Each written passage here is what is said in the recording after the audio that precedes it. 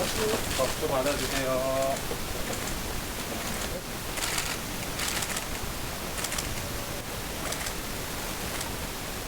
헌법재판소 법원의 판단을 행정부가 대놓고 무시하고 헌법재판소를 능멸하고 있는 행위에 대해서 국회가 이를 바로잡기 위해 오늘 탄핵안을 제출했습니다.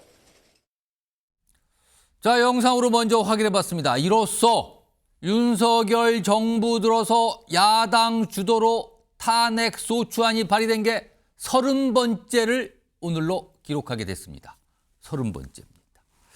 오늘 대상이 된 것은 최상목 대통령 권한대행입니다. 그동안 민주당 중심으로 경고가 계속 있었죠. 탄핵 소추안 우리 갖고 있어요. 카드 꺼냅니다. 꺼냈어요. 그리고 발의가 오늘 된 겁니다. 자, 그럼 어떤 이유로 탄핵 소추 발의를 한 건지 확인해 보겠습니다. 이런 내용들이 있습니다. 여러 가지 중에 주요 내용을 좀 추려봤는데, 자, 12.3 비상계엄 내란 공범 혐의, 그리고요, 요 부분을 가장 문제 삼았죠. 민주당에서 마은혁 헌법재판관 후보자 임명하지 않는 거. 그 대법관 후보자 미임명권도 또 들어갔어요.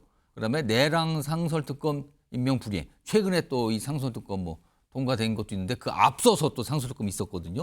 그거에 대해서 이행하지 않는 거. 그러나 핵심은 두 번째, 마은혁 헌법재판관 후보자 임명하지 않는 이 부분을 가장 문제 삼은 겁니다. 자, 탄핵소추안 발의되고 나서요, 이재명 대표의 반응, 그리고 여당에서 나온 반응 묶었습니다. 확인해 보시죠.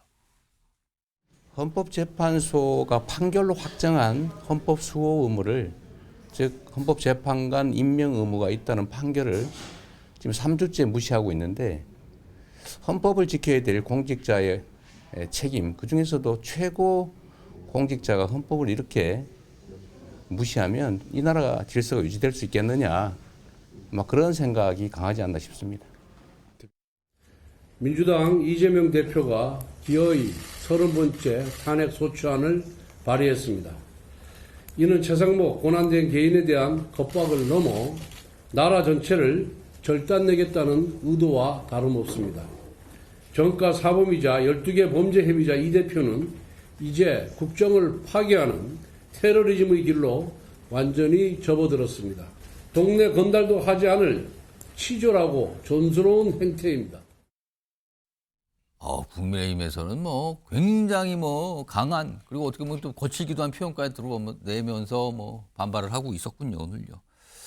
확인 좀 해볼까요? 이게 날짜가 좀 굉장히 묘하다는 오늘 해석이 나오죠. 우선 어제예요. 박찬대 원내대표가 이제 최상목 대행에 대해서 굉장한 비판을 했어요. 그러면서 탄핵 절차 개시하겠습니다. 다만 시기는 미정이거든요.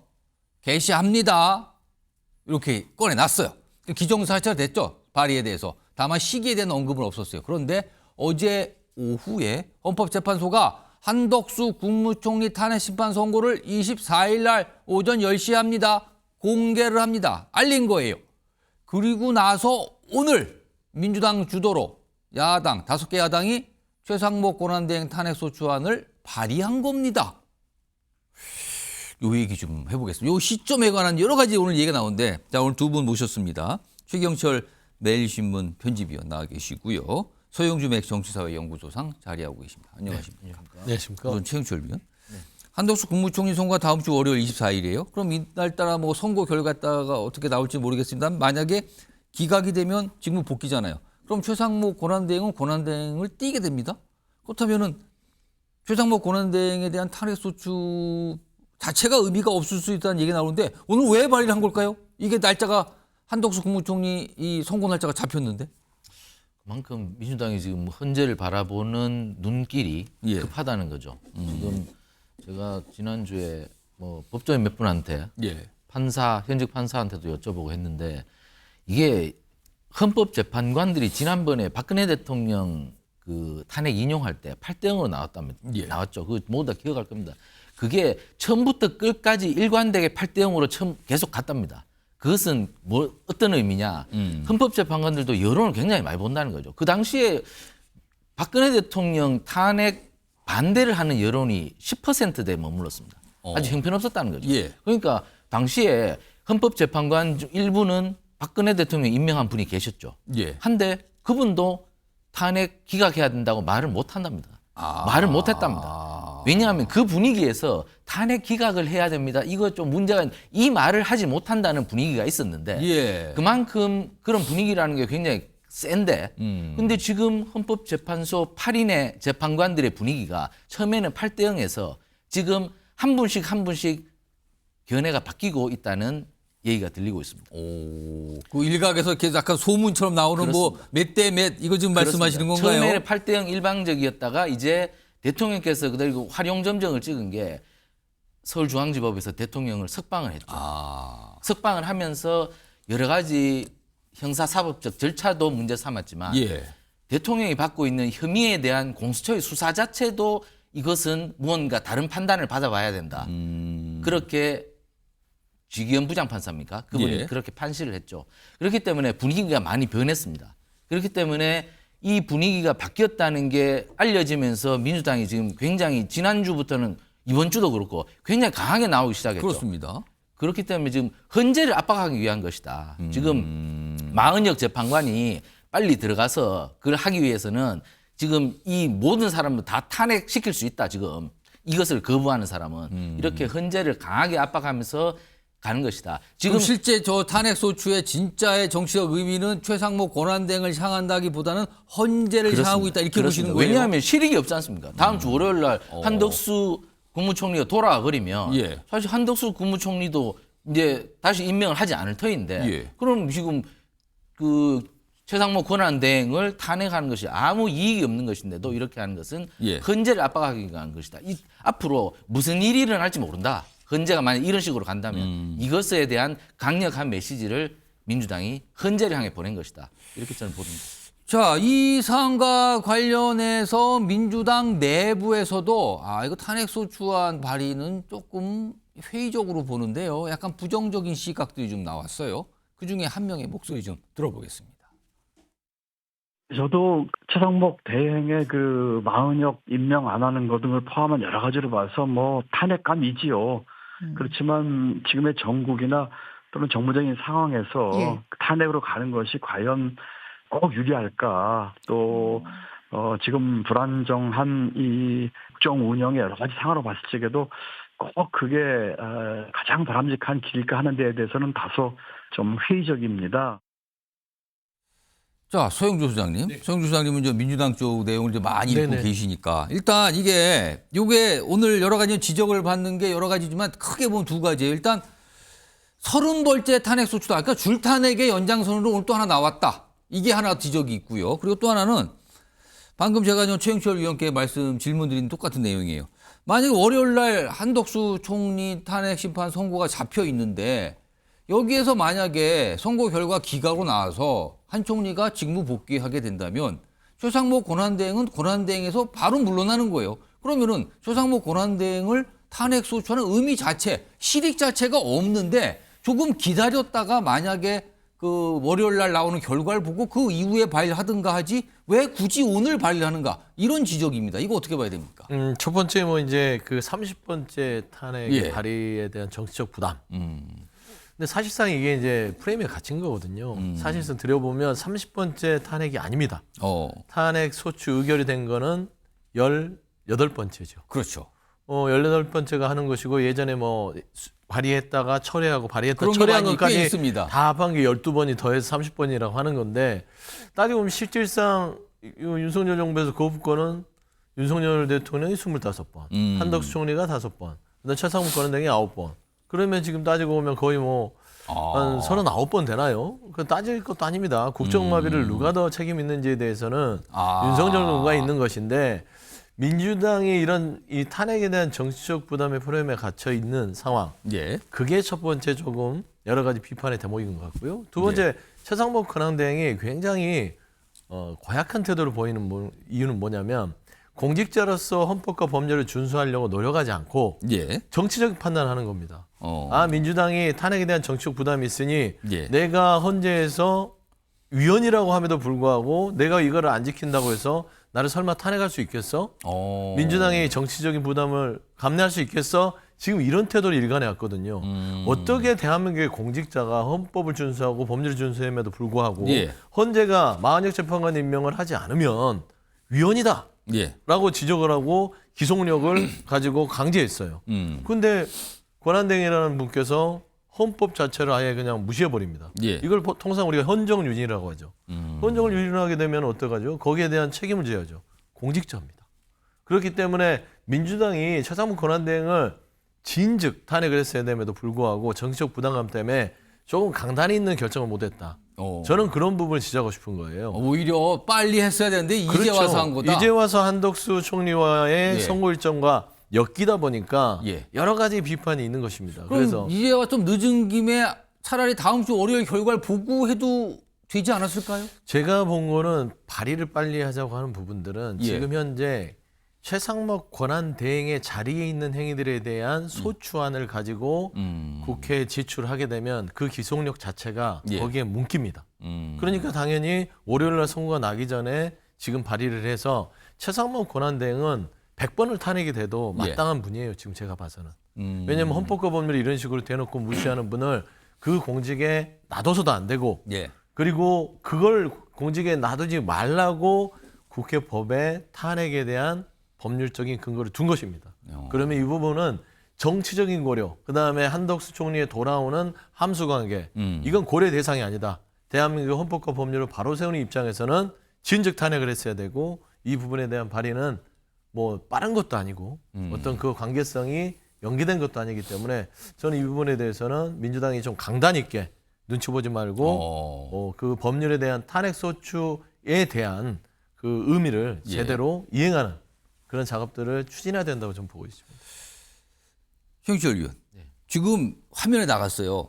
오늘 최상무 권한대행에 대한 탄핵 소추안이 발의가 됐는데 지금 뉴스와이드에서는 이제 많은 이 패널 분도 그렇고 저도 그렇고 최상무 권한대행에 대한 탄핵 소추안 발의라고 그랬잖아요. 근데 오늘 탄핵 소추안 겉에 표시 있는 그 제목은 기획재정부 장관에 대한 탄핵 소추예요.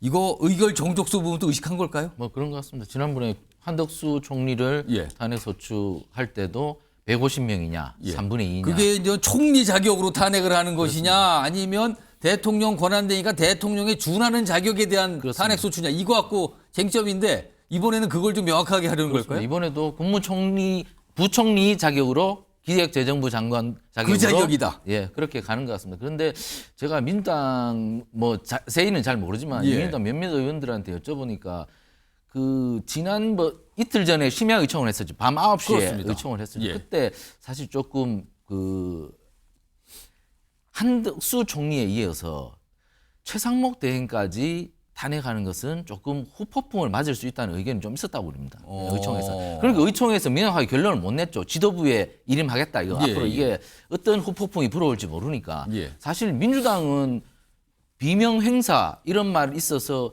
이재명 대표가 전부 공천 준 분들이 지금 의원들 다 하고 계십니다. 그러니까 사실 일사불란이거든요. 의총장 가면 사실 일사불란 말고 다른 목소리 내는 분들이 별로 없는데 예.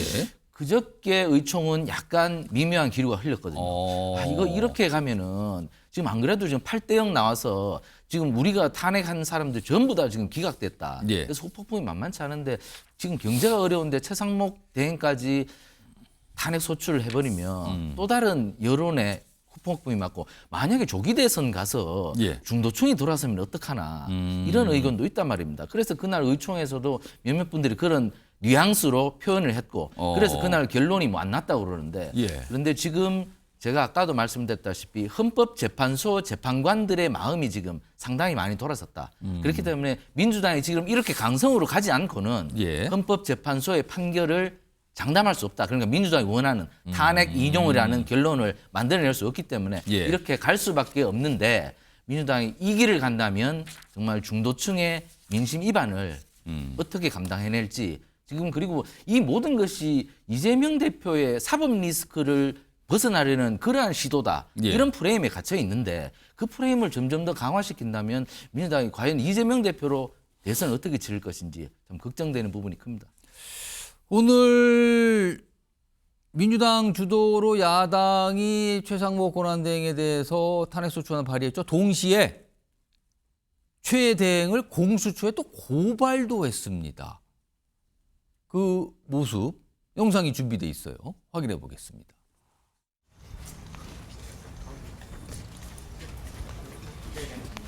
최상목 대통령 권한대행은 2015년 박근혜 정부 당시 경제금융비서관으로 재직을 했습니다. 그 당시에 박근혜 대통령 미르재단 설립을 위한 자금 마련 업무를 맡았습니다. 최상목 대행의 그 잘못에 대해서 지금이라도 책임을 묻고자 오늘 고발장을 제출하러 왔습니다. 그러면 듣고 보니까 이게 한 10년 전에 있었던 일, 그 국정농단 사건과 관련된 건데요. 정리 좀 해보죠. 자, 공수처 고발이에요. 뇌물 공갈죄 혐의. 근데 공소시효가 이건 15년이라 그러는데 2015년 박근혜 정부 당시 박근혜 최소한 미르재단 범죄에 가담했다. 그러니까 이게 국정농단 사건 관련돼서 가담한 혐의가 있다. 10년 전 일이거든요. 서영주 수장님? 네. 이거 10년 전 걸 지금 이제 와서 고발을 했습니까? 박현택 의원, 이성윤 의원 자체는 지금 그 당시에도 아마 검찰에서 주요 예. 보직에서 검사 활동을 했던 것으로 알고 있고요. 예. 저 두 분께서 지금 주장하는 바는 당시 윤석열 대통령이 이 지금 현재 최상목 당시 경제금융비서관에 대한 수사를 담당했고 불기소 처분한 부분들이 수사 봐주기가 아니냐라는 예. 측면에서 공수처에 다시 재수사를 의뢰함으로써 검찰의 수사 봐주기와 그 수사 봐주기가 있었다면 최상목 당시 경제금융비서관의 뇌물과 공갈 혐의에 대해서 다시 한번 들여다봐야 될 필요가 있다. 윤석열 대통령이 정말 전매특허처럼 휘둘렀던 거부권을 예. 마치 거룩한 유산처럼 받아서 계속해서 최상목 권한대행이 임명된 뒤로 9차례, 기간으로 따지면 윤석열 대통령보다 더 많은 거부권 행사하고 있습니다. 예. 그래서 그런 부분들이 보훈 차원의 어떤 거부권 행사가 아닌가.